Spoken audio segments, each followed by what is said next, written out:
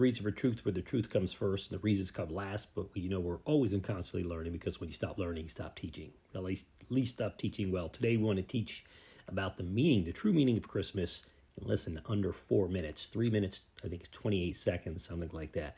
So God's blessings to you. Make sure you hit that subscribe button if you're with us on our community locals. Make sure that you definitely sign up. You can do so for free, or it's just a few dollars a month to get some more exclusive videos and content and part of the community. God's blessings to you.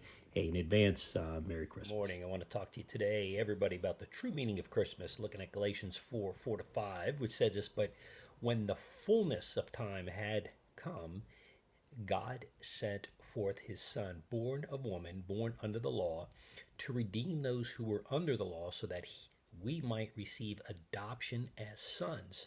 I find this fascinating in terms of the true meaning of Christmas, not all the gifts and commercialism, but what God is saying to us here is in the fullness of his time. What does that mean? Well, he's saying in the perfect time in history, the time appointed by God the Father, verse 2, for his Son to be born, and later, right, in Easter, to die and to be raised again for the sins of the world. The scripture here is used, born of woman. What does that mean? Well, why is that important? It speaks of Christ's humanity and perhaps alludes to his role as the ultimate seed of the woman, verses 3-6 and Genesis 3:15. But the words "born under the law" means Christ was subject to the Jewish law. Matthew 5:17-19 kind of explains that, the law, further establishing his identification with all the people who are subject to the law. It's all of us. So when God says to redeem, the word redeem here means, it's really a verb, and it means here in context that only Paul uses this in New Testament, is to buy from the slave market. That's us. We were bought from the slave market, being slaves of the world to being slaves of Christ. And it's a term only that Paul used here in the New Testament, 3:13, and as well Ephesians 5:16 and Colossians 4:5, unique to Paul. Interesting.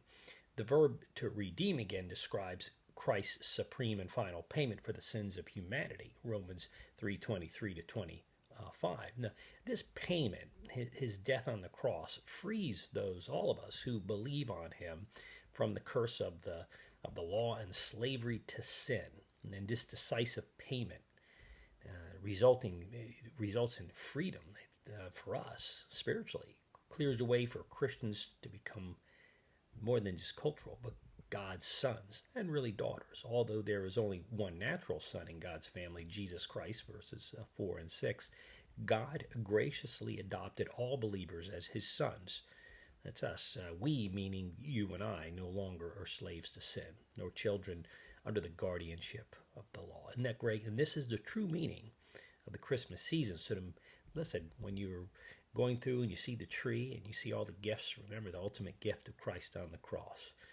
Make sure the ultimate gift of your loved ones and your friends, and always appreciate them. Take time to stop and take time out of your schedule to say I love you and to spend some time with them. That's the true meaning. Money and all that stuff are just peripherals, and they come as a side item, not to make them the centerpiece. So make sure, subscribe to this channel if you're listening, and I certainly would appreciate, standing with us end of year.